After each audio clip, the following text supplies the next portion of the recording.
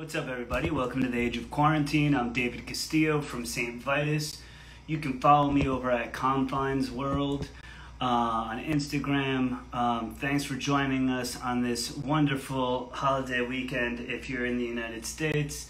We are talking today with my man Lucas Anderson. Me and Lucas have been friends for quite some time now. He's a fucking awesome drummer, a great guy, and we'll end up probably talking a lot about Funeral Leech, which is his latest and greatest project. But cheers to everybody. I hope everyone's staying safe out there. And, just cheers to you guys. We got some Three Floyds here, and looking forward to talking to my man Lucas. Anybody listening to any good shit lately? What do we got? Comments, talk to me. I bought that Shut It Down comp, started listening to some of that, some good bands. That band Hive from Minneapolis is pretty cool. That's something newer for me that I checked out. Let's see. What's up, Nick? How you doing? Look, I wore my Best Dead Congregation shirt for you. And then, yeah, I bought the new Gulch record. That shit's tight. And looks, what else have I listened to that I bought on Bandcamp Day? Oh, Made On, which is more of an industrial record, but it's fucking great. All right, let's see where Lucas is at here. Nothing yet. Let's see where this dude is. Oh, there's Funeral Leech. He just popped in. Latest Pig Destroyer. That did come out. I haven't gotten to it yet, so I definitely got to check that one out. I'm going to bring Lucas into the chat. Also, the new Hum. I've been listening to the new Hum like on repeat. And I like this dude's record. Yo. Hey, what's up, Lucas? How you doing, man? I'm all right. How are you? Look at this dude in front of the ubiquitous wall of records. The wall, yeah. Wall, dude. Can't praise the wall. How are you, Lucas? How's New York City? It's going okay. You know, Yeah. I've been working this entire time, so I didn't get really any, I didn't get to experience like a full quarantine, like a lockdown or anything. Yeah, just straight in there. You work still at the coffee spot, right? Yeah. I still run that shop. Yeah. Well, Lucas, this show is pretty simple. We just chart musical journeys through all our friends. So we're going to start at the top. One thing that I know about you is that you are actually a rare breed. You are a native New Yorker. Born and bred. Right. So where were you born? Where exactly were you born and raised? Was it the East Village? I mean, if you want to be technical, Lower East Side before they started calling it East Village to make it sound nicer. But yeah, St. Markson Avenue A. In 88. Got it. And so you grew up and you were born and raised there. So, we've had people on this show, from really small towns and from Hawaii and really kind of far-flung places. But you were kind of in the middle of everything, sort of just from a young age, kind of taking things in. When was the first kind of times where you started kind of gravitating towards music or music culture? I mean, my father, he was a high school teacher, but he also he did work for Spin Magazine and Village Voice doing music reviews. Oh. So there was always music in the apartment. He would listen to anything from Jay-Z to the Ramones to he just was all over the place. So I kind of heard it all. Wow. So he just was doing those reviews on kind of like a weekly basis, and they were just sort of on. So you had a pretty current musical upbringing in a way. Yeah, anything that was new, he would have, and he would play it. That's pretty fucking sick. So he started doing that sort of stuff. When did you start yourself sort of thinking, hey man, music's something that I really like, and you started kind of getting into it yourself, Was it any particular record or an artist early on when you were a kid that just fascinated you? Early on, it was the Ramones for sure. That was his favorite band. He used to go see them all the time at like CB's and Max's Kansas City. So that was like my first real love for a band was the Ramones. And then I did get, when it came out in, what was that, 94, I got Dookie by Green Day. And that kind of like gravitated me towards, you know, a whole lot of that punk like era of stuff. Sure. Yeah. I mean, I think for me, I talk to a lot of friends of mine with kids, and they all are like, my kids are obsessed with the Ramones. I think they just have this inherent catchiness. That's the greatest band in the world. Yeah. There's no question. There's no band that did anything better than them. Yeah. It's just catchy. It's great. And yeah, kids love it. But so you started, I feel like that was a big nexus too, like Green Day and that stuff. For me, you know, 37 years old, I was really listening to a lot of like grunge, like considered I had that too. Music, like Soundgarden, all that kind of stuff. Yes. And then Green Day sort of happened, and then Nirvana a bit, you know, associated with some punk bands a bit, right? Jawbreaker, stuff like that. Right. It kind of made me start looking towards that kind of world and just trying to see what was in it. So at the same time, I was, you know, kind of digesting all of like the Green Day era of that. I also was very pulled towards Nirvana and Soundgarden and Alice in Chains. So it was just kind of like two things, like back and forth. After that, I got pulled more into, I'm trying to think of exactly when I started listening to like straightforward, like punk hardcore and like crust punk, because crust punk was really like the opening for everything for me. As far as like, especially like death metal and stuff like that. I found a copy of the book American Hardcore. There used to be a shop on Avenue A right past Nino's Pizza that would just sell like random shit. And they had a copy of American Hardcore, and I picked it up, and that's what introduced me to like Black Flag and like Dead Kennedys and TSOL and all that, like that era of like 80s punk hardcore. And that was basically like, that was what did it, I think. Wow. So you didn't actually listen to it right away. You kind of started reading about it and was like, wow, I got to listen to all these fucking bands. Stephen Blush wrote that book. Great author. Yeah. Worth checking out for anybody listening. A great book. So I looked up Black Flag, and then I asked my dad if he had ever heard them, and he pulled out a copy of Damaged. Which, yeah, he had it. I have it now. It's up in here, that same copy. So he brought that out, and he was like, actually, here's a couple of records. So you were just like able to kind of start on that journey. Yeah, he had it all laid out for me, basically. That's kind of insane, man. Like, my parents are listening to like salsa music, you know, like zero amount of that. So that's kind of hysterical. I mean, he's definitely an enigma though, because he, you know, I'll find records in his collection that I'll ask him about, and he has no idea how they got there, and like why he even has them. Sure. I mean, being a reviewer, I guess you come across a lot of stuff or whatever, and at that time, everything was physical copies a lot of times, man. You know, like yeah. So I remember with my first band, Aeschylus, we had to send physical copies out, and we had very little money, and it was like tough. But that's what like anyone who had a little bit more stature, they required it. It was right. Thing. So pretty good to have a couple of those things lying around the house. When did you start trying to play drums and thinking about becoming a musician? So you're kind of getting into hardcore and things of that nature. When did you start thinking, hey, I might want to participate in this culture a little bit more than just kind of like, quote unquote, being a fan?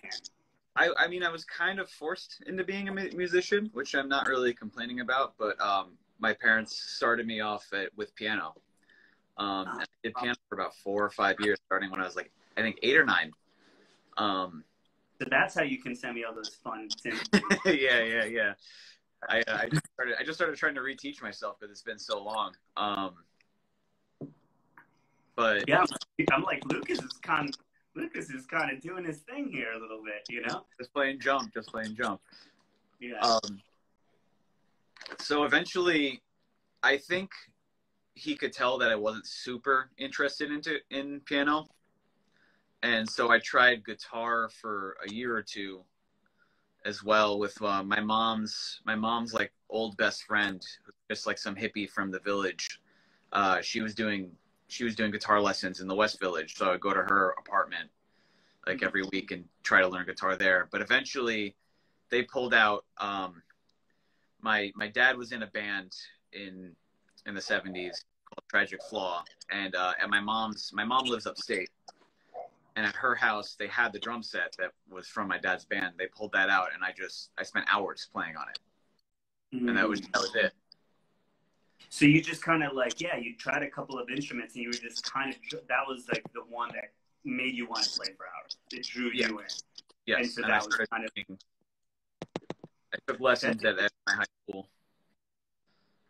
Yeah, that's interesting because it's just kind of like, yeah, I think that certain things, either, you know, maybe personality-wise or whatever, they draw you in, you know? Like, for me, I think I was always an outgoing person. They're like, here's a microphone. You're the center of attention, man. Go try and do this. So, that's right. So you started drumming and stuff like that. What was your like earliest show going experiences and stuff like that? When did you start kind of like becoming more attuned to underground? You said before that crust was really kind of the starting point of a lot for you. I started going to a lot of the local shows here. Like a lot of the local bands that basically like pulled me in was like Eyes of Hate, Zombie Vandals. There was a band called No Place to Piss that was like really silly, but they were like one of the early, like they were a punk band here. And I was going to like, you know, it was all around. I could go to ABC No Rio on the weekends. They had shows in the park all the time. I don't know. It's just like it kind of pulled me in. Like that was the easiest one. Sure. I mean, Tompkins shows are free. ABC shows are really cheap too. All ages stuff. Easy to be a part of those kinds of things. I'm sure you can walk there. You know? Yeah. CBGB's at the time, they had a 16 plus limit. And I snuck in there when I was 14 because I doctored my school ID to say I was born in 86 and not in 88. Yeah. I used to do, my ID was 83 and I would make it a 0 to be 80. To do various illegal activities that we don't need to necessarily talk about here. But yeah, doctoring IDs was easier back then. It was great. It would get you literally just a safety pin and a pen. Mm-hmm. It was great. I used colored pencils. Yeah, dude. A little bit of, you know, magic. It was great. I had a dear friend who was like incredible at it. But anyway. So you were able to kind of get into these shows. Obviously, some were just meant to be all ages, and other ones. Yeah. So you were really able to see pretty much world-class bands and stuff like that pretty right away in any of these genres. What kind of drew you into crust, and what were those kind of early crust bands that were, or maybe not early but for your time period that really were like, this is mind-blowing shit. I want to be like playing like these guys. I mean, I never got to see them, but the first one that comes to mind is Nausea. Like easy. Because I just picked that CD up at Generation Records one day. I think a friend of mine had played it for me. And it didn't leave my CD player for like months. Mm-hmm. That was like the perfect blend of like punk and metal, and the politics were around when I had recently gone vegetarian when I first heard it, and then, you know, there's all the animal rights songs in it. Kind of, it pushed me to eventually become vegan as well. Got it. So yeah, I mean, I think that's a really interesting thing, and sometimes something that we talk about often is like when you're in that kind of maybe like, you know, early middle school, high school range, learning a lot of things about the world, and just, you know, music is communication. You know, you're sending all this stuff out. I mean, I learned a lot about radical politics of all different types through records, mostly, never at school or anything like right. that. Yeah. I learned more from like a 10-minute 45 than I learned ever in like the 4 years of high school that I went to. For so sure. Tell me more about life than I'll ever need. Yeah, I'm like, I learned more from like reading like liner notes from like to like Oi Polloi and Flux of Pink Indians records and stuff like that than a lot of places. I think that's a really important, thing. I feel like when you got those records, you were kind of course it's music, but you were kind of going into a world a little bit, right? Yeah. Sort of DIY, kind of punk sort of world. And obviously that has held like kind of firm for you. So what was it like kind of starting your earliest bands, like, and trying to play with other people and kind of get something off the ground? What was that like? I mean, the first one that was ever like, there was, one or two bands that we did like a band practice and it never went anywhere. But the first one is when I met Travis. We met at the Tompkins Park show. Oh, really? Yeah. And then a friend of ours, a mutual friend of ours, is like, oh, this kid plays drums. Travis is looking for a drummer for his crust punk band. And that's how we started at Terror Level Red. Yeah. And that was Dennis Bromley was in that band, right? And yes, from Trent Grinder. And then Alex, who's in Funeral Leech, was also in it. That's it. Okay, cool. I'm getting kind of, yeah. And so Terror Level Red, and you guys released some records and you did a good amount of touring. What was it like, really starting to do the kind of thing and go out there, do tours on your own and feeling? I mean, that's a pretty early, time to start doing that kind of stuff. Yeah. I mean, you were all in high school. I mean, we recorded our first 7-inch at the Wild Arctic studio. That like back then I didn't really fully recognize how like meaningful that was, but that was we recorded with Dean, who did like Whole Conspiracy, American Nightmare, Sick of It All, and all that. And that was like I was 16, I think, and that was my first like serious studio experience, and it could have gone better for sure. But it was still cool to have that experience that young. Sure. I mean, I feel like, I've played music with Travis and stuff like that too. Like, always really impressed about how much, when I met, I mean, probably like 7 or 8 years ago. And I was like, wow, him and his whole group of friends, yourself included, done so much stuff. I was like, oh, I'm back. I was like, yo, this is amazing. Like, these kids have done all this amazing stuff. And I think it's a really good testament to go out and just learn stuff, do it yourself, and, figure stuff out. And just the experience will teach you so much about what you want to do and what you want to make. So you're in Terror Level Red for a while. And then when did that start kind of evolving into grudges and stuff like that? I definitely want to touch upon that. There's a decent amount of time between that. Okay. Terror Level Red, we did like a 36-day long tour. We did like I don't know everything, We did it right after I graduated high school, or right after Travis graduated high school, I think, in 2007. We did 36 days long, all over the U.S. I learned that I don't like touring that long. It was a little rough. There's some fun stories from that time, but after that, he went to college in Olympia at Evergreen. Yes. And so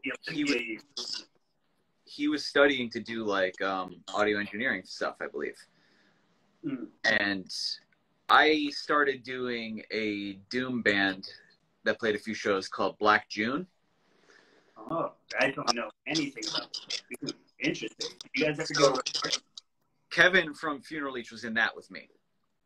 That's how I met him. Got it. So we did that for about a year or two. We never recorded anything. And we played a few shows. There's like videos on YouTube, I think, of us playing at like ABC in Rio. We had so many amps we blew out the power at ABC in Rio. Uh, but after that started to die down, Travis kind of pitched the idea of doing a band that was Nazem meets Madball to me because he wanted to come back. Mm. So he came back and we started jamming on this stuff, and we brought Jake in, who we knew from shows. Like, Jake is literally as long as I've been going to shows, Jake has been that guy that I'd see at shows that we never introduced each other to until later on. Mm. Someone you've been in the same room with for like, but you just never met. Yeah, you know, you start giving them the nod and stuff like that. But so yeah, that's kind of how Grudges came to be. We started doing that. Grudges has had a revolving door of bassists. Dana was the longest running one. We did it without a bassist for a while, and then Zach, who's guitarist in Funeral Leech, joined, and then that's how me and him started jamming on Funeral Leech stuff. Okay. And Grudges did quite a bit of stuff, man. I mean, you guys put out a bunch of recordings. We did, yeah. And I mean, great shows. I've seen you guys. I mean, a bunch of times with Saint Vitus, Akron, and it was a really, like, I felt like you over time. I feel like in that band you really grew as a drummer a lot, as you were able to start really, like, I was like, wow, like Lucas is getting really, really good at playing fast, technically, other things like that. How did you feel like just being in that band? Did it really feel like, okay, because by that time that band I feel like ended, I was like, wow, Lucas is like a really good player now. It really pushed me because I wasn't really playing blast beats a whole lot before that, and then Grudges was like all blast beats. Fast. I kind of had to get a little more accustomed to that. Yeah, man, that's not easy stuff, and it's interesting to be pushed and to get to new places in your playing and stuff like that. Was there anything that you like to play along to, or that you kind of learned from to kind of help yourself grow into that kind of drummer? I would play along to Nazem a lot. Shift. That album Shift. Yeah. He goes a lot between blasts and then to D beats, so it's good. It's easy doing the transferring like that, and that's a good way to practice it for me, at least. That's cool. Yeah, I always am interested at, like, you know, different people's methods and kind of, you know, little tricks to kind of, you know, get to where you want to be, right? Because there's a certain amount of it that's kind of aesthetic and the ideas you want to get out, and a certain amount of the skill level to be able to execute those things, right? Right, so right. You got to kind of balance that stuff all out. So, yeah, I mean, that's a great one to kind of work with and sort of figure that out. When it came to writing songs and Grudges, was it supposed to be Travis coming in and, like, having a song, like, kind of like ready for people to play, or how did the writing aspect go? There is a folder somewhere of 80 different riffs that Travis just sent me. And, you know, we would just kind of work, you know, we'd pick one and just try to work around it. We did record. It was originally supposed to be a split with Matt Diesel, which never happened. And then I think it was this year I just put it out. I put it out on Spotify and Bandcamp about like 4 or 5 years after it was recorded. Mm. And that was kind of like our last hurrah. Yeah, the swan song. Until moving on to other things, obviously, me and Travis played a little bit of my Widow's Pact, and now he's doing Contra Cult. Right. Gone on to start doing Funeral Leech. But in between Grudges and Funeral Leech, you were playing Manipulate for a little while too, which is a really fun, hard, like, you know, pretty much New York hardcore style band. And I always thought, you know, at least from my perception, I was like, Grudges, I thought, all right, you know, just knowing you as a person, I'm like, yeah, Lucas doing this stuff, this is cool. This is obviously, he loves his heroes gone in dystopia and all this kind of, like, in this world, of course. But I would always see you at, like, those style, like, your hardcore style shows. So I thought it was cool that you were able to kind of play in that sort of band for a little while. How did that kind of come together for you to play with those guys?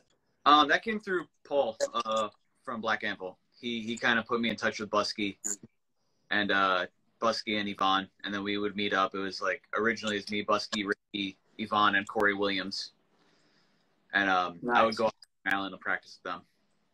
Yeah, and Busky was in The Promise, a bunch of other really great fucking hardcore bands. What band was Corey? I always forget.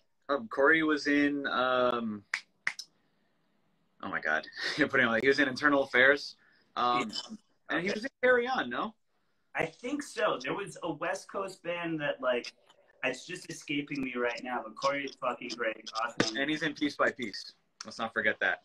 Yeah, yes. And Ricky from Backtrack, etc., and stuff like that, too. Yeah, well, you guys played some great shows at Vitus. We played one together with Power Trip, R.I.P. Riley, our dude, and Suburban Scum, and it was all of us, and that night was really, really, really fucking fun. That was a good collection of people from different places. Yeah, it was definitely like the kind of a good meeting ground for a lot of different styles of people kind of playing with hardcore and doing different stuff with it. So I think it was really a great evening and stuff. So you played with those guys for a little bit, and then I feel like you kind of had like a little bit of a hiatus before you really kind of reemerge as Funeral Leech. What were you kind of working on at that time? I mean, were you just trying to pull back and think about the next thing that you kind of wanted to do artistically? So there was a little bit of downtime, but we were working on Funeral Leech while Manipulate was a band. We didn't really announce Funeral Leech until we were all ready to put something out. So we had been working for a couple of years before that to like perfect everything. Got it. So you guys were really playing for a long time. Yeah, we started in 2015. Wow, to get because I mean I heard it when you gave it to me and you're like, we just put this out, and I was like, wow, okay. Actually, it was Travis who told me, yo, I recorded some stuff for Lucas and it came out fucking great. You're gonna love it. And I was like, okay, cool. Let me hear it. But you guys had been working kind of in the shadows, kind of getting the aesthetic down and stuff like that. What was the purpose of really coming out strong with like an EP, the Funerality, like ready to go? What was the vibe? It took a while because we started originally. It was me and Zach, and then RJ from Magruder Grind. Oh, he was jamming with us for a while. He couldn't commit because of work. Cause he works a lot. He works with Pink Floyd now. Cheers. There you go. So then eventually we pulled in Kevin, and we didn't actually pull in Alex until after everything was released. Oh. We pulled in Alex so we could play a live show, so we could fill out the sound for a live show. Got it. That makes a lot of sense. Because Alex was playing Immortals at the time. And, me and him have our history. And he's an amazing guitar player. And killer, dude. A great guy. Jersey legend. Amazing. Absolutely. So you guys were really preparing this for a long time. I love the fact that you chose to do an EP and just come out being so hard. I felt like a high level of production value, high level of artwork and concept and everything. It felt really prepared. It felt really good. And this is something that I tell a lot of bands to do, especially younger bands. And I'm not saying that in the way of like the people necessarily need to be young, but the bands per se are kind of newer. Show me what you're about and allow me to show other people what you're about. I can't get you on an amazing show with like a practice recording, I need to kind of be able to understand, listen, and also convey it to other folks and show people that you're doing things. So to me, that statement of intent was really strong and really great. We were able to work a lot together right away. Yeah, right away. It was awesome. Yeah. We kind of went in, I think originally, sorry? I need more people to get on the Lucas Anderson wave, man. I think originally we planned it to be a demo. But at that point, after we recorded, it didn't feel like a demo. You know what I mean? Yeah. It was just like a first release. And at a certain point that line gets blurred. Like why is something a demo? I hear stuff that sounds fucking great, like Gravesend and it's like, this demo, I don't know. I think it's just sick. Like, Right. Maybe I'm not cool enough to understand these distinctions between. I'm just like, this is all music to me. But I love that you brought that up, and that was a great record. And you've been working on it for so long. Did it just feel good to kind of get it out, or were you already like a lot kind of like further past that? I feel like a lot of bands are always writing, and when they put something out there, we've had those songs for like 2 years. Are we talking about the first one, the Funeral Reality? Yeah, I'd say we're kind of past it now. I don't think we haven't really played any of those songs live anymore. We might play that song Left to Rot. We play live sometimes. Sure.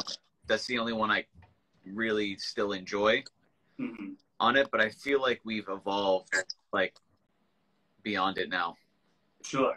What was the kind of, I feel like we've seen you kind of hit certain palettes, hardcore, crust, kind of combinations of hardcore and crust, and it seemed like you had played a little bit of Doom before, and now the Doom Death project. How did that kind of come to sort of be, and like why did you sort of choose to go down that sort of road? And also, you're handling the main vocal duties as well for this band while drumming, which is sick. First of all, that's insane to me. But also,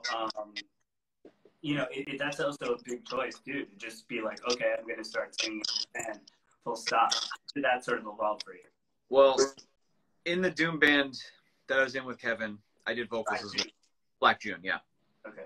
I did vocals as well. Terrell Overred, I did vocals as well. So it wasn't new to me to drum and do vocals. Yeah. Maybe it was new to me to only handle them. Yes. But I'm basically just following in my favorite drummers' footsteps, like Chris from Autopsy and Dino from Asunder and Dystopia. It's just something I always wanted to do. We had talked about, when Funeral Leech was first practicing, we were talking about maybe getting a singer, but I just kind of was like, why don't I just do this until something else happens, and we never went with it. We just stuck with me. Yeah, I mean, honestly, I feel like the vocal is perfect for what you guys are doing, and it sounds fucking great. And then when I found out it was only you doing it, and it felt like it had a bit of a, tonally, it's just different from the way that you sang in other bands before, done like backup vocals or something, like, this is like, you're the main dish here, and it's a really strong vocal performance to do that, and come out, again, coming out swinging. Here's the whole thing. I feel like, obviously there's a lot of, there's this sort of death metal sort of revival in metal at the moment. There's a lot of bands coming out with that. But I feel like you guys are kind of pulling a little bit of a different road as far as what sort of everybody else is doing, with a little bit of more like the funeral doom aspect to it, a morose sort of quality. There's a lot of like nice melody and sad melody that's sort of happening, especially on the newest record, Death Meditation. And I was like, what how do you feel from the first EP to now? How have those things evolved? I feel like there's a wider range of emotion on the new one. We were still, when we put out the Funeral Reality, I feel like we were still kind of, figuring out our steps and our grounding. Most of the lyrical content is still the same. I focus a lot on like mental illness and depression and stuff like that, because that's stuff that's very personal to me, and it's stuff I've dealt with my entire life. I find I like to listen to music that I can relate to. And as much as I love Cannibal Corpse or like any of these death metal bands, I can't really relate to like murdering someone. You know what I mean? Or like chopping someone up. And that doesn't take away from any of that at all, because Cannibal Corpse are fucking great. Sure. But it's I want, like, music helped me like in the darkest point of my life. I want someone to be able to feel that too. Yeah, no, that makes a lot of sense. And to find that sort of subject matter that can really let you kind of, I feel like when you find the topics that resonate, they resonate in the music. We don't have to make anything of this coming out. Yeah. And that's like a beautiful thing. How is it, I'm always impressed with these bands that write these kind of longer form songs as well. And you guys definitely have some songs that climb up there in length and time and stuff like that. What's it like just composing a few Leech songs and stuff like that? I feel like there's certain songs I'm like, man, this could go on for another 5 minutes, and I would still love it. How do we know when things are done? I feel like some of our longer songs, we didn't even mean for it to be that long. Sure. And like after we recorded the album, we were a little worried because the album's 45 minutes long. And it's like our first LP, and we were kind of like, is this gonna feel like it's dragging? But we'd listen back to the songs, and there's not parts that could be taken away. It feels very much like that's how it's supposed to be. Yeah, and just keeping it organic, I think is so just important. You kind of have a feel of it, and like, I think great bands, great doom bands, especially, whether it be like a Yav or a Mosh or a Mournful Congregation or whatever, they just kind of know. It comes Yeah, I've never tried it, but I've always thought that it's just kind of an amazing thing to do something sort of, of that nature. So let me ask you a question. And this record, Death Meditation, came out this year. It's great. Uncarbonized Records. Shout out Chad. Some great bands on it, like Deities, Skolac, a couple others. All my buds. What's up? Said all my buds. Yeah, great bands. It's a cool label, and it seems to have done pretty well for you guys, and people have been responding to it well. But it came out during this fucked up time with COVID and social upheaval and all that. What was it like to kind of be like, fuck, I have this my first LP, and like the world, what are you gonna do? How did that sort of feel? It was really stressful because I don't know. We were really worried that it could have gone over terribly. It came out a week before we were supposed to play that show at Vitus, the Rippy Kulu one. Yes. So sad. We had a couple of good ones lined up. Yeah, it was going to be our record release show. Yeah. We haven't even had like a proper release show for it. Mm-hmm. Yeah, no, Rippy Kulu, Special Boys, we had some good ones lined up. Did you feel like at any point like you should kind of stop the presses on it, or was things too gone? I think it had already, everything had already been put into motion, like, because it started like literally at the beginning of quarantine. Mm-hmm. So like stuff hadn't fully been shut down yet. People, the travel bans happened, I think, about the week or two before the show. Yeah. So yeah, it was still like pretty nervous. Like, we were not expecting it to go the way it did. And we were pleasantly surprised. Yeah, I mean, that's so cool. I mean, you guys are on the second pressing. It's a fucking phenomenal record. It's great. Guys like Death Metal out there. That's definitely one to get. And yeah, I just think it's so interesting to see what people have done. I've had certain friends and artists tell me they're like, we're holding off on stuff. Yeah. Some have been like, we're going forward with this. We feel like people need things to do. And, that's what we really, we want to do as a band. And, that's true. I was listening to newer records right before you went on. I thought it's ultra record, but I'm just trying to check out new stuff. I've always been that way, and I want great new bands. I think Leech kind of fits that bill. Who did the artwork for the record? Because like this one, I think is probably I love the motif of this one particularly with the kind of floating. Dude, I think it's amazing. So that's by this guy Karmazid, who he did our sigil, and I think he's, you know, probably as long as we're a band, we're going to be working exclusively with him. He's my favorite artist right now. He does anything he does is gold. Nice, that's awesome. And how did you kind of meet with Karmazin, or how did you kind of like come across his stuff, and how did that relationship sort of start up? We wanted a sigil to represent the band, and Paul from Black Anvil had put me onto Karmazin, who did the Urfaust. Urfaust has a sigil that's kind of very similar to the Devil's Blood sigil. Oh, cool. And so that's how I became familiar with Karmazin's work, and then I just got in touch, and ever since then, you know, we keep in touch, and anything we need. He did our new logo that we just unveiled a few weeks ago. He did the album artwork.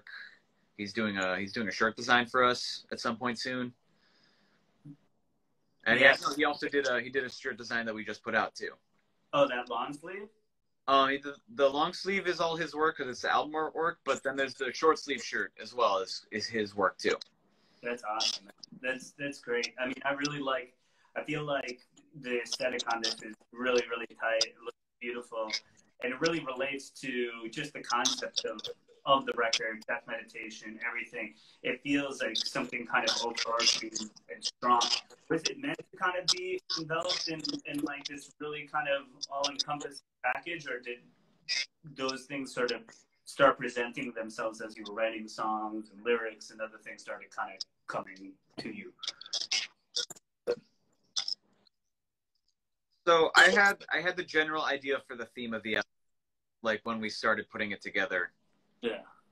I'm the kind of person who I'm constantly writing. I have like a book of lyrics, and I just am constantly writing in it. So I had the lyrics for everything, like before we even had most of the songs. Oh, wow. Yeah. I'm like a frantic planner. I just plan everything. It's not the best thing to do, but it's there. So I had this idea about, you know, just basically coming to terms with that you're going to die, and, you know, just coming to terms with that and being at peace with that. And, you know, we threw a few names around with death and meditation in it. There was some longer ones, some shorter ones. And then it just seemed more simple to just have it just straight on the head, death meditation. And I explained it to Karmazin, like the theme. I had this illustration from a Star Wars comic about Darth Vader. Like it's strictly about how Darth Vader came to be who he was. And there's a scene where he's meditating, but it's just his silhouette like ripping apart. Uh-huh. And so I kind of used that, and then also, I don't know if you're familiar with the Demigod album, Slumber of Sullen Eyes. Yeah, I've heard it. The guy's meditating on that too, so it was like, kind of, the idea was to be a guy meditating who's, you know, decaying as well. Yeah, that's cool, man. I love it. I love Star Wars as well. I'm in the nerd contingent, and I think it's amazing to me always how, you know, just where the influences all sort of come from and different things. Just, you know, you're just walking around and things are just kind of pouring into your brain, and how you can kind of collect those things and find different ways for those things to kind of align into sort of a bigger, sort of, for lack of a better word, the idea of a concept record. Yeah. The idea of like, yeah, you're just constantly sort of collecting things in your head. Like, oh, that sounds cool. I'm going to write it down. Oh, that's kind of interesting. It's not all just getting in the room and playing or something like that. It's really like a lot more of kind of like your life being kind of funneled in. I feel like especially when you have to write lyrics, you know, you're always kind of grabbing out little things and you know, just pop up out of nowhere. I definitely pull a lot of influences from all over the board. One of my huge influences actually on the record was Big Star and Chris Bell.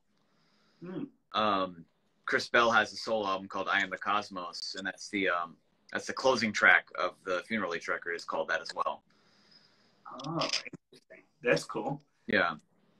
Yeah, to me, I always think that it's like, again, it's interesting to see all the other things that are not, of course, okay, Earthbound, incredible band.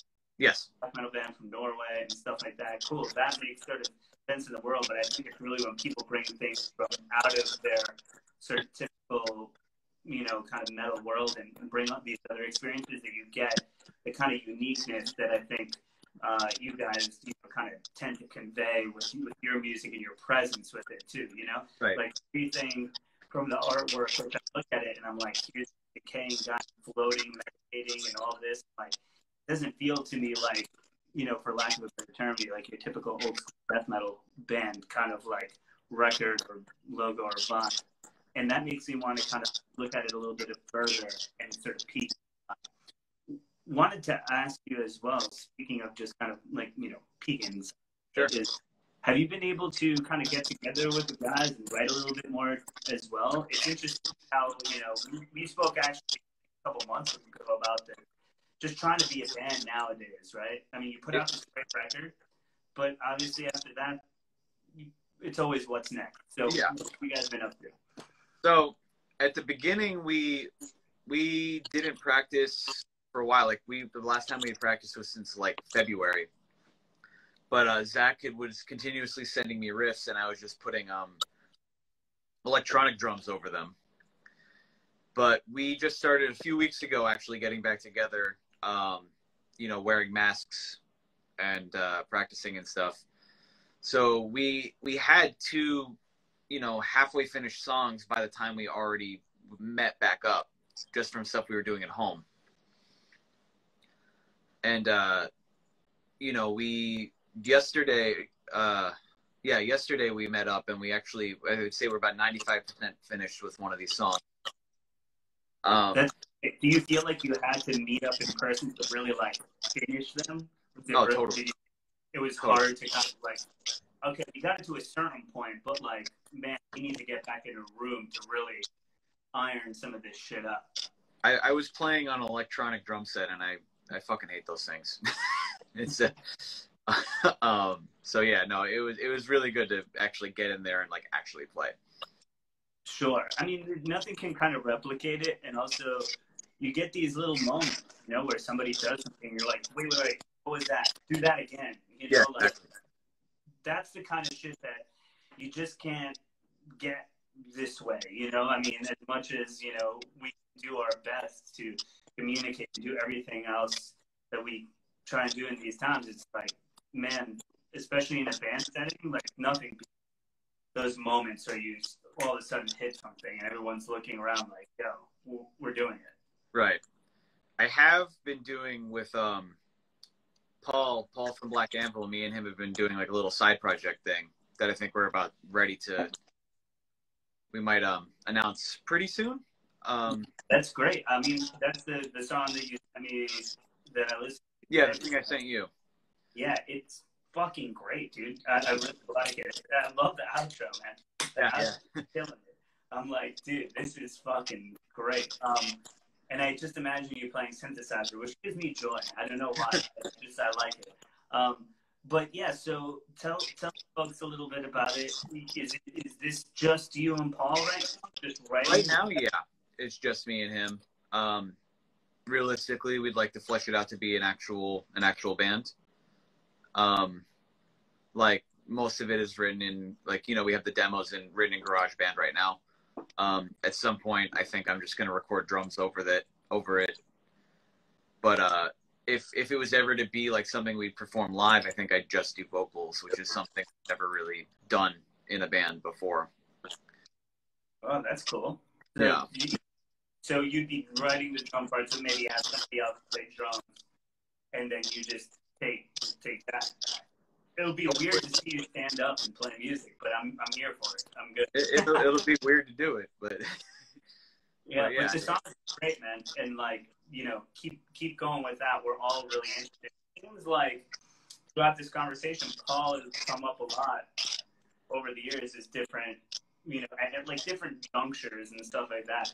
Obviously, I've known Paul for a really long time as well. We're all from the New York area, and someone I respect a lot who's been playing music, you know, in a million great bands for a while. What's it like being able to finally, or you know, play with him or someone like that, and you know, just the friendship that you guys have kind of grown over time? Well, we've been friends for a while.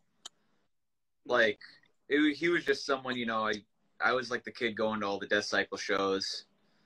And then we more bonded eventually when Black Anvil started. I played in a band I was in. I played one of the earliest Black Anvil shows in the city, and it just kind of like grew from there. We had always talked about jamming stuff, like even way back then. And then I think this kind of, you know, he had time on his hands, and he had like extra riffs that don't really fit anywhere else. The whole idea of this band was to kind of be like Dissection meets Marauder. So kind of getting back to this sort of mix of kind of like hardcore and, you know, kind of now black metal, death metal, but like there's just like Madball and Nazem or something. Right. I mean, this band with Paul is still it's just very much a death metal band. There's an obvious New York influence because we're both two people who were born and raised here. Sure. Queen.